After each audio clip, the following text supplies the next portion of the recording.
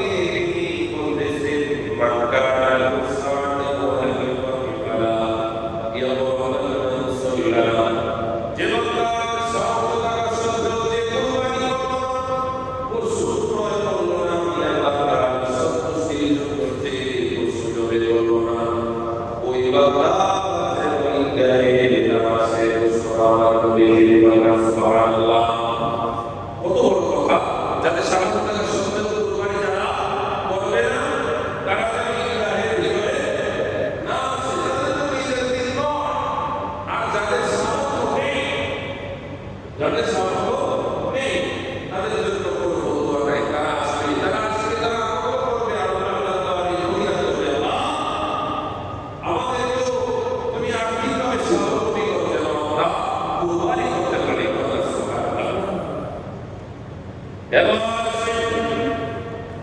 মূল আলোচনায় চলে যায় কুরবানিটা মূলত মিল্লাত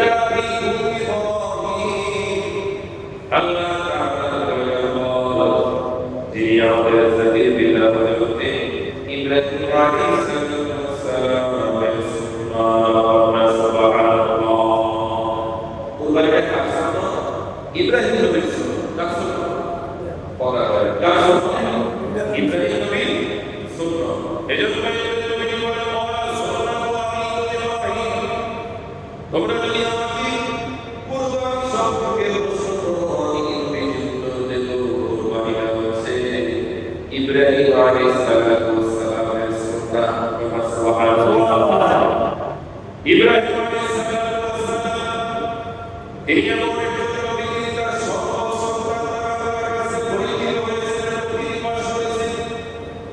তার জীবনের যখন সন্তান হয় না তখন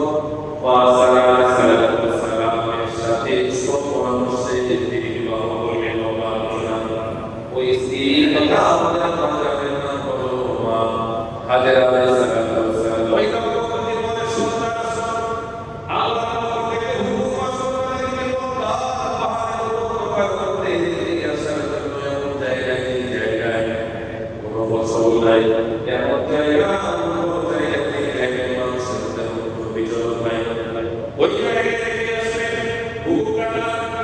আল্লাহ হুকুম রেখে আসলেন দীর্ঘদিন পরে হযরত ইব্রাহিম আলাইহিস সালামের সন্তান ইসমাঈল খলিলুল্লাহ যখন হাঁটা চলার মধ্যে বলে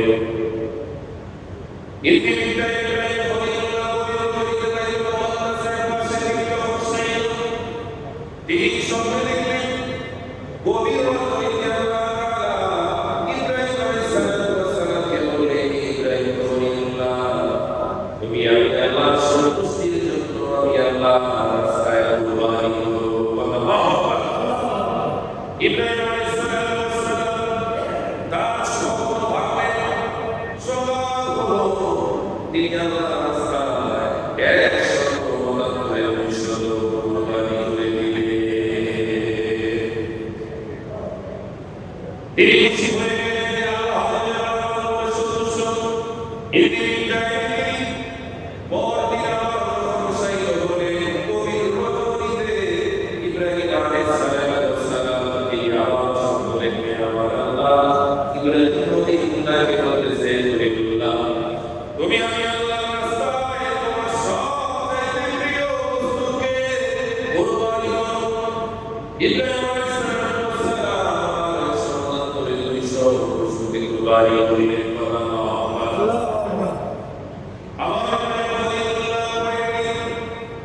অতিবাহিত হওয়ার পরে তিনি আবার সম্পদের ইব্রাহিম আলাইহিস সালামকে বললেন তুমি আমি আল্লাহর খুশির জন্য তোমার সবচেয়ে প্রিয় বস্তুকে কুরবানি করো তিনি আবার সন্তুষ্ট কুরবানি করে দিলেন তিন দিন অতিবাহিত হওয়ার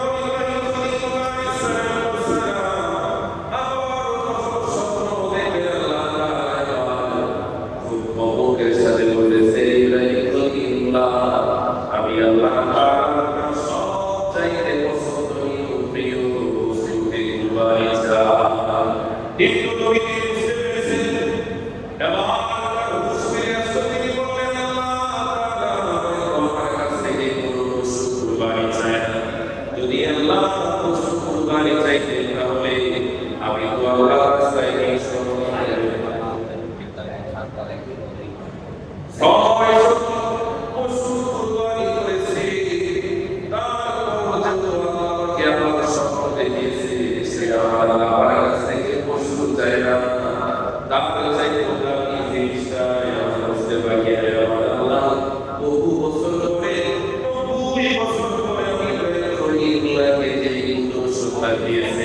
ওই সরকার বলেছে সবচাইতে আমার কাছে প্রিয় মানুষ কথা সুবহানাল্লাহ দুনিয়ার জমিনের মধ্যে আল্লাহর পরিণতি আমি কাউকে ভালোবাসি ওই ব্যক্তিটা হচ্ছে আমার সন্তান আল্লাহু আকবার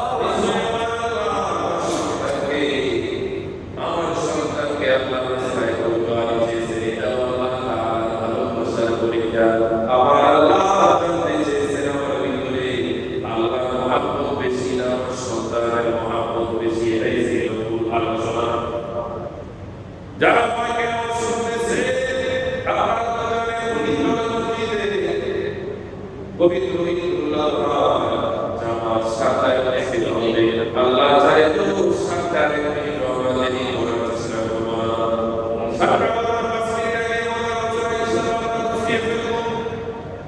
এই মাসের মধ্যে নামাজের নিয়ম কানুন করব আমরা জানিয়ে দেব সাতায় আমরা দাঁড়িয়ে খুতবা হবে বিদাত কিয়াম হবে চোখের পানি ছেড়ে দিয়ে আল্লাহ দরবারে মুনাজাত হবে আমরা থাকবো ইনশাআল্লাহ ইনশাআল্লাহ আমিন আওয়াজ করে বলেন আমিন আমিন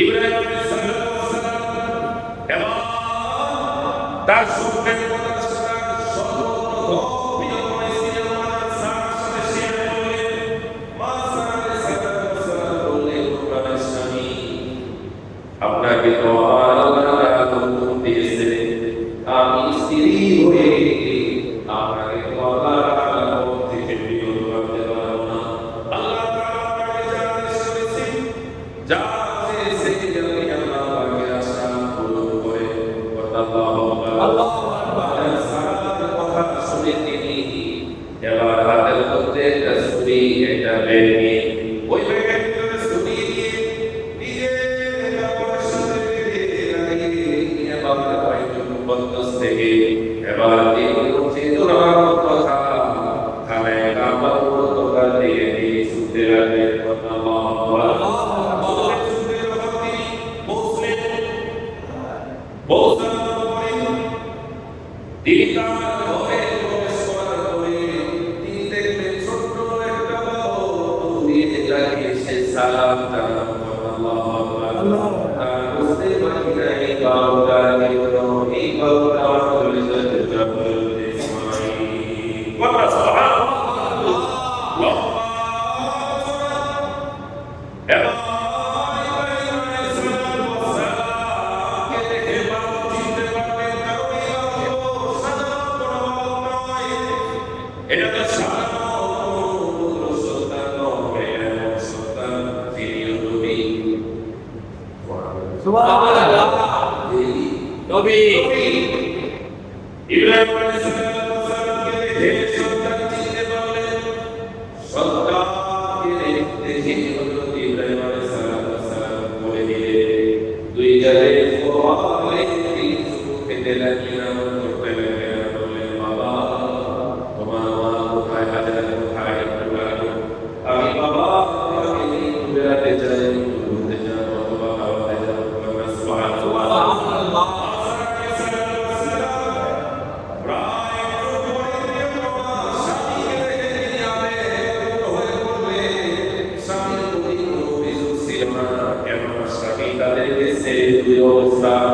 এটা স্বামীর কোন ইনসান হয় ইনসান খারাপ আল্লাহ তারপরে ইনসান খারাপ আল্লাহ আল্লাহু আকবার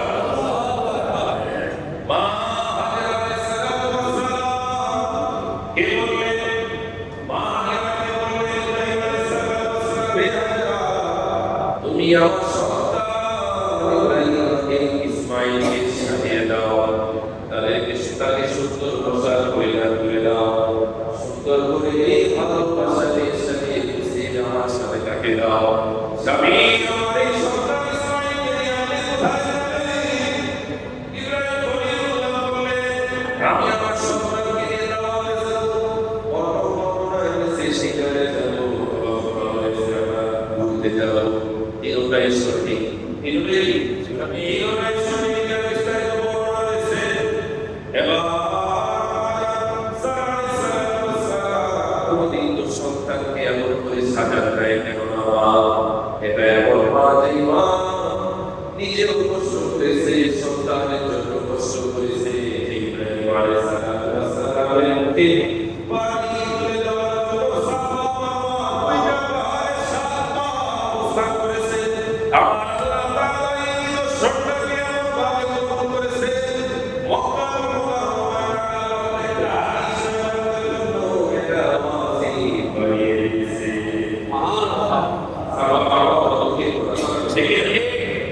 এটা ছিল মা হাজরা নিদর্শন যেটা আমার আল্লাহ পৃথিবীর জমিনে মা সন্তানের জন্য বলেছেন আল্লাহ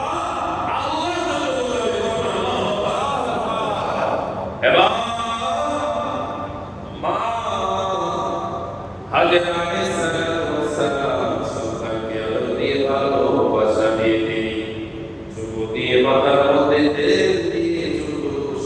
করে এবার স্বামী হাতে তুলে দিয়ে বলে, ও প্রাণের স্বামী, আমার সন্তানের একজনের কোনো বয়স হয়ে যায়, কোনোদিন আমি মায়ের চোখের আড়ালে আমার এই সন্তানটাকে তুলে নাই, আপনার কাছে অনুরোধ থাকবে আপনার চোখের আড়ালে আমার এই সন্তান না হয়, তাহলে আমি বরদাস্ত করতে পারবো না। ইব্রাহিম আলাইহিস সালাম বলেন, দেরি করো না বিবি, তাড়াতাড়ি সাজিয়ে দাও, কেন আমাদের জন্য মেজবান হয়ে আছে। আমরা তো মেহমান, কে অপেক্ষা আছে? মেজবান, কে অপেক্ষা আছে? মেজবান। ইব্রাহিম আলাইহিস সালাম চলতে লাগলেন, পুরো দৃশ্যটা মালাউল্লাহ ইবলিস দেখে বললেন, না আর তো সহ্য করা যায় না, ধৈর্য ধারণ করা যাবে না,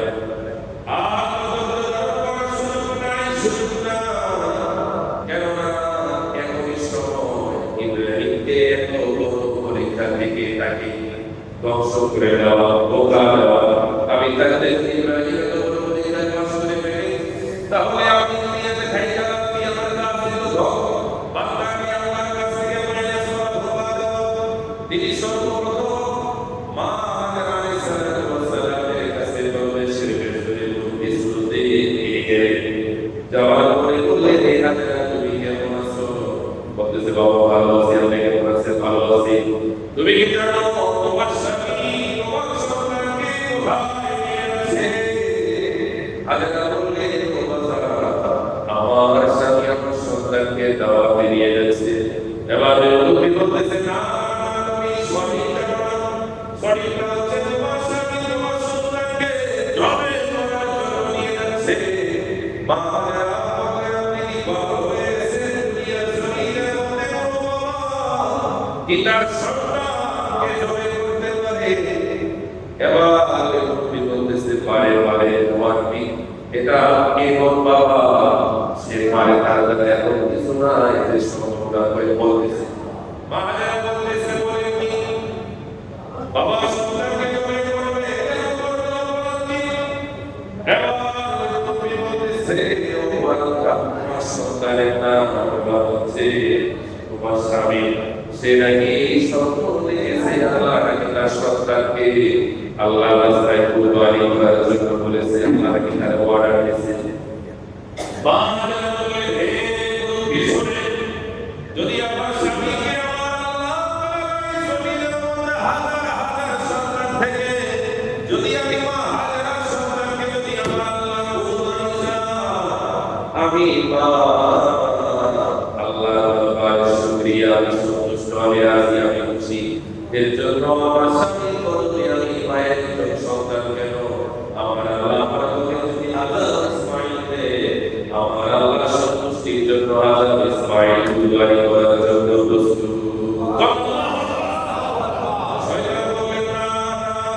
কিন্তু ভুল জায়গায় ঢিল মারলাম, এত সময় নষ্ট করো, যাবে না যাবে না। এবার ইসমাইল সলিল্লাহর কাছ থেকে ইসমাইল আলাইহিস সালামের কাছে গিয়ে বললেন, হে যুবক,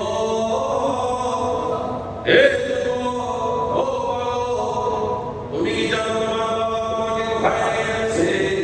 এবার ওই বালকটা বললেন, আমার বাবা তো আমাকে ঘুরতে নিয়ে যাচ্ছে, বেড়াতে নিয়ে যাচ্ছে। বলতেছে, না না না, তোমার বাবা তোমাকে ওই যে পাহাড়ের উপত্যকায় নিয়ে তোমাকে নির্জনে নিয়ে জমি করে দেবে, তোমার বাবার হাতে টাকা নেবে, এই ব্যাগের মধ্যে তার ছুরি রয়েছে, এই ছুরি দিয়ে তোমাকে জবে করবে। তুমি কি তোমার বাবার সাথে যাবে? তুমি পালিয়ে যাও, তুমি চলে যাও। এবার ইসমাইল সবিউল্লাহ উত্তর দিলে, আমার বাবা কেন আমাকে জবে করবে? আমার বাবা কি কোনোদিন কোনো বাবাকে কোনো সন্তানকে জবে করতে পারে? পারে না, পারে না। ওই শয়তান বললে, তোমার বাবা কে নাকি তার আল্লাহ নাকি স্বপ্নে দেখিয়েছে, দিয়েছে তোমাকে জবে করার জন্য। এবার ইসমাইল আলাইহিস সালাম ছোট্ট মানুষ সেই কথা শুনে বললেন, আমার আল্লাহ আমি আমার বাবাকে আদেশ দেয়, আমি ইসমাইল সবিউল্লাহ একবার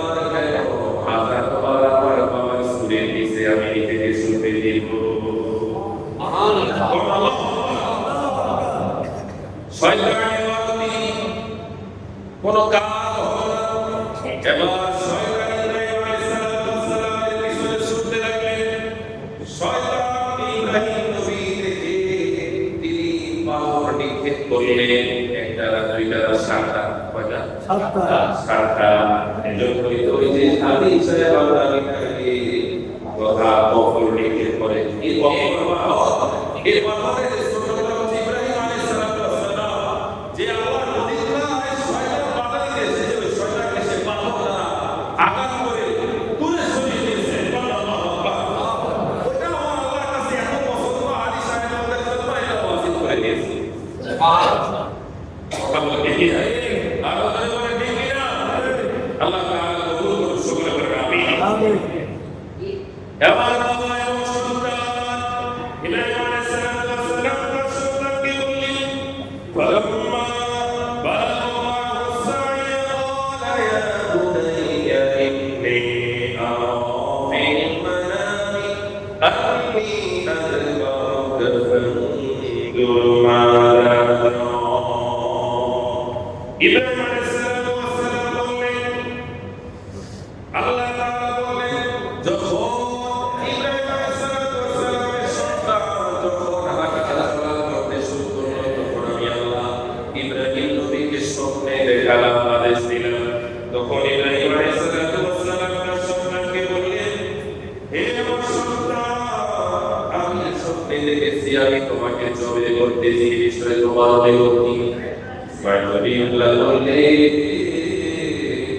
আমার পিতা আল্লাহ আপনাকে যা আদেশ করেছে আপনি আদেশ বাস্তবায়ন করেন সুবহানাল্লাহ সাতাজিদুনি ইনশাআল্লাহু মিনাস সাবিরিন আল্লাহ চাহে তো আপনি আমাকে ধৈর্যশীলদের অন্তর্ভুক্ত হিসাবে বলেন আল্লাহু আকবার যদি আল্লাহ তাআলা চায় আপনি বাবার এই পরীক্ষায় আমি সন্তানকে ধৈর্যশীল হিসাবে পাবেন ধৈর্যশীল আপনার এই পরীক্ষা আমি আপনার কোনো বাধা হব না যদি আমাকে জবে করাটা আমার আল্লাহর আদেশ হয় আমি সন্তান এই পরীক্ষায় আমি আপনাকে সহযোগিতা করব সুবহানাল্লাহ আমাকে জবে করার জন্য আমি আপনাকে কি করব সহযোগিতা কি করব সহযোগিতা করব আরে এইজন্যই তো বলা হয় ইসমাঈল সবিউল্লাহ যিনি আল্লাহ তাআলার রাজি এবং খুশির জন্য বাবাকে পরীক্ষা থেকে উত্তীর্ণ করার জন্য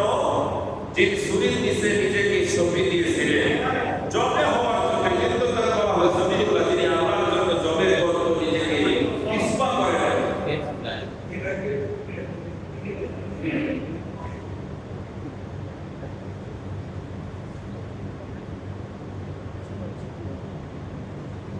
যাই হোক এবার আসে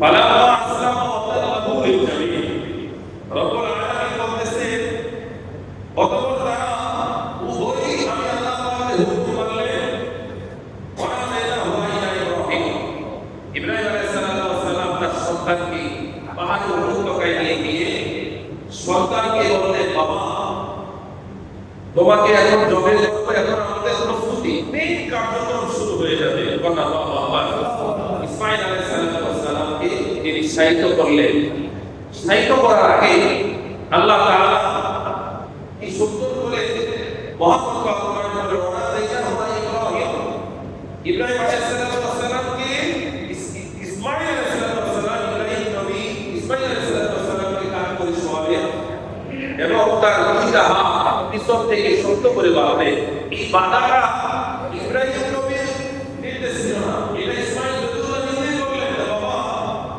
আমি দেখেছি কোন প্রাণী তার দেহ থেকে যখন জানটা বের হয় ওই প্রাণীর অনেক কষ্ট হয় ওই প্রাণীটা লাফ দিতে থাকে দাপড়াতে থাকে কাতরাতে থাকে এক জায়গা থেকে আরেক জায়গায় স্থানান্তর হতে থাকে যখন আমার জবে হবে তখন আমি মৃত্যুর যন্ত্রণায় আমাকে সফর করতে থাকবো ওই সময় আমার হাত পা ছুটতে থাকবে না জানি আমার হাত পা কোনো কারণে কষ্টের কারণে আপনার দেহের উপরে পড়ে গেলে তাহলে আমি তো অনেক বড় গুনাহগার হয়ে যাব আমি তো আল্লাহর দরবারে অপরাধী হয়ে যাব বাবা এত বড় অপরাধ থেকে আমাকে আপনি বাঁচান তাহলে কি করতে হবে জবে করার আগে আমার দুটো পা দুটো হাত আপনি শক্ত করে ধরে নিয়ে যাবেন আল্লাহু আকবার যেই কথা সেই কাজ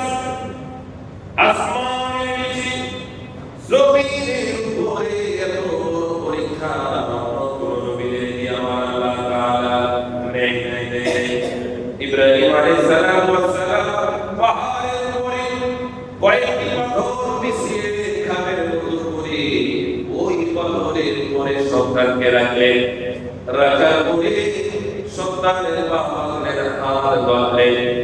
সন্তান বলতেছে, বাবা আপনি তো আমাকে অনেক ভালোবাসেন, অনেক মহব্বত করে, আপনার এই জন্ম চোখে যদি আমার দিকে আপনি চেয়ে থাকেন তাহলে আমার গলার মধ্যে আপনি ছুরি চালাতে পারবেন না। অবশ্যই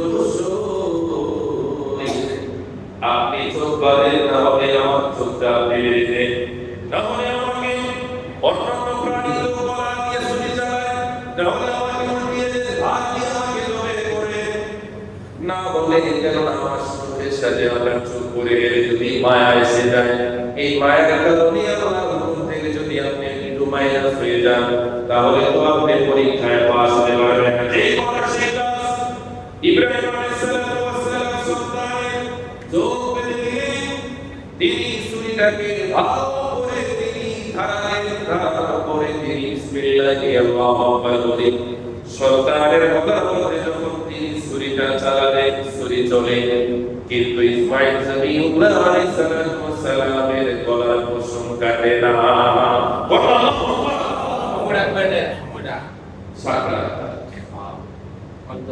সবাই উপস্থিতি যারা এখন এসে রয়েছে, হয়তো কিছু কিছু জায়গায় 7টা 6টায় নামাজ হয়েছে।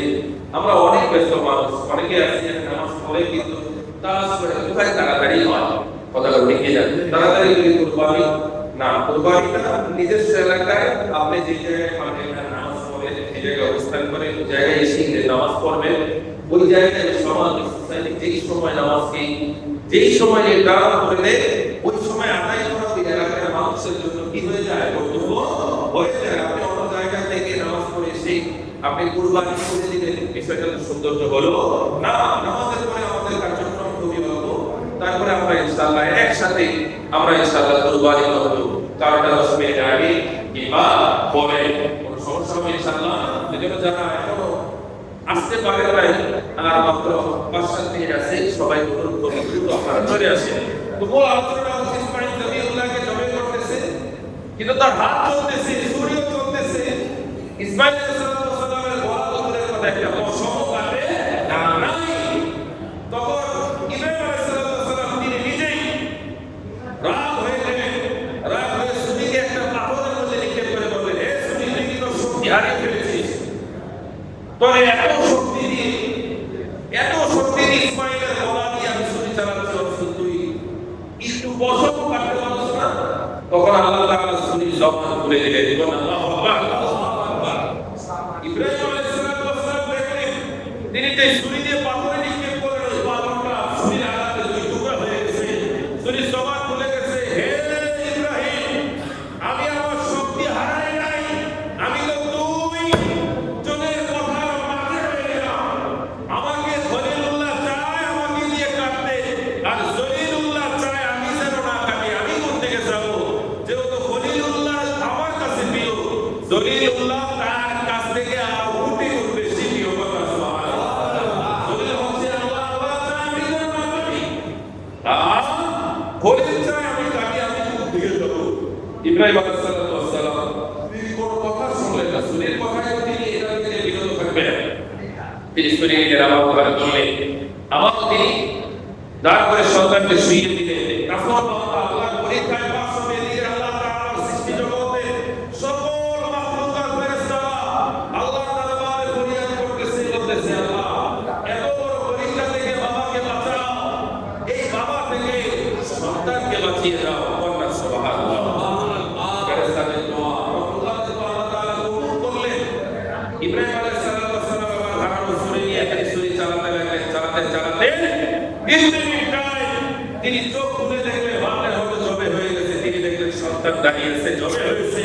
তবে সন্তান নয়, ওই যে হাবিলের শেষ উম্মাহ আল্লাহ জান্নাত থেকে জিবরাইলের মাধ্যমে সাথে সাথে ইসমাঈল আলাইহিস সালামকে সরিয়ে ওই জায়গায় কুরবানি রেখে দিলেন। সুবহানাল্লাহ। আল্লাহ তাআলা বললেন, সাতাজিদু ক্বালা ইয়া বনি ফাতিমা ওয়া সাদাকাত রুইয়া ওয়া সাদাকাত রুইয়া কাযালিকা নাজিল মুহসিনিন। হে ইব্রাহিম, তুমি তো আমি আল্লাহ তাআলার ওয়াদাকে, তোমার স্বপ্নকে তুমি বাস্তবায়ন করেছো, আর আমি আল্লাহ এভাবে সৎকর্মশীল দ্বারা তাদের প্রতিদান দিয়ে থাকি। সুবহানাল্লাহ। সবাই বুঝি সেই থেকে কুরবানি। এজন্য আমরা কুরবানি করব একজনের সন্তুষ্টির জন্য। তিনি কে? আল্লাহ। বলেন তো ঈদের নামাজ ফরজ, সুন্নাহ না ওয়াজিব? ওয়াজিব। সকলে বলে না ওয়াজিব। একসাথে বলে ঈদের নামাজ কি? ওয়াজিব। অন্যান্য নামাজের এরকম ঈদের নামাজও ঠিক তেমনই, তবে ঈদের নামাজটা অন্যান্য নামাজ থেকে ডিফারেন্ট। অন্যান্য নামাজে তাকবীর থাকে কয়টা? একটা। এই যে কথা বলেন সবাই বলেন না কয়টা? একটা। আর ঈদের নামাজে অতিরিক্ত 6টা তাকবীর। মূল তাকবীরের সাথে অতিরিক্ত 6 তাকবীর দিতে হয়। প্রথম রাকাতে কয় তাকবীর? দ্বিতীয় রাকাতে? প্রথম রাকাতে সুবহানাকা তথা সানার পরে তাকবীর তাহরিমা আদার করে সানার পরে 3 তাকবীর বলতে হয়, তারপরে সূরা ফাতিহা দিয়ে শুরু করতে হয়। দ্বিতীয় রাকাতে সূরা কেরাত শেষে রুকুর আগে, রুকুতে যাওয়ার আগে অতিরিক্ত 3 তাকবীর বলে চতুর্থ তাকবীরে গিয়ে রুকুতে যেতে হয়। মনে রাখবেন ঈদের নামাজ যদি ওয়াজিব তাকবীর হয়, ধরেন আমার সানার পরে তাকবীর দেওয়ার কথা, কিন্তু হঠাৎ করে মানুষ না ভুল হয়ে যেতে পারে। যদি ভুল হয়ে যায় তাহলে মানে তখন আবার রুকুতে যাওয়ার আগে আমরা পড়ে নেব, পরে ঈদের নামাজের সালাম ফিরানোর একদিকে ফিরে আমরা 2 রাকাত সালাত করে নিব, আর কোনো সমস্যা নাই।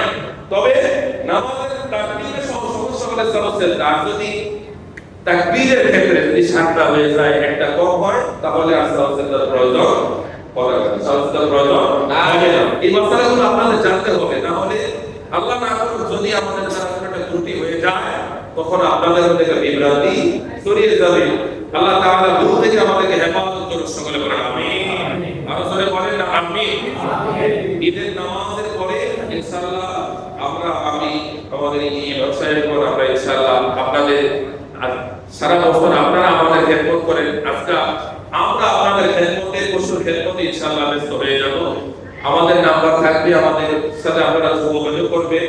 যার যে সময় নির্ধারণ মানে সুযোগ সুবিধা মতন যে সময়টা হবে ওই সময়টা আমাদের কাছে আপনারা জানিয়ে দিবেন। আমাদের ভাই আব্দুর রহমান আছে, তারপরে সালাম ভাই আছে, আর যারা আছে তাদের মাধ্যমে আপনারা আমাদের কাছে জানিয়ে দিবেন যে আমরা ওই সময় এই পশুটা জবাই করব, একটু কষ্ট করে এসে একটু জবাই করে যাবে। আর জবের সর্বোচ্চ মূল্যায়ন করবেন। আরেকটা বিষয় খেয়াল রাখবেন, আপনাদের কুরবানির পশুর কিছু অংশ, গোশতের কিছু অংশ মসজিদে যারা থাকে, খালে ইমাম মুয়াজ্জিন যারা আছে, তারাও যেন একটা অংশ আপনাদের কাছ থেকে পায়। যারা পাঠাবে আমাদের সেক্রেটারি সাহেব দায়িত্বে থাকবে, আপনাদের নাম লিখে পাঠাবেন, যেটা অমুক বাড়ি থেকে অমুককে পাঠিয়েছে, ওনার নামটা আপনারা লিখে দেবেন। আপনারা যদি এই ভালোবাসাটা আপনারা দেন, আমরা চাই আমাদের এই ফকিরগুলোই বলছি, এটা একটা সামাজিকতার মধ্যে আসুক, এই সিস্টেমগুলো আসুক। আমরা না থাকলেও পরবর্তীতে যারা আসবে তারা যেন এই সুযোগ সুবিধা পেয়ে তারা যেন আলহামদুলিল্লাহ তাদের সংসার পরিবার পরিজন যেন আলহামদুলিল্লাহ সুন্দরভাবে চালাতে পারে। আমরা চাই কি চাই না? রব্বুল আলামিন যেন কবুল করে সকলে বলেন আমিন। আলহামদুলিল্লাহ রাব্বিল আলামিন। আমরা দাঁড়িয়ে যাই।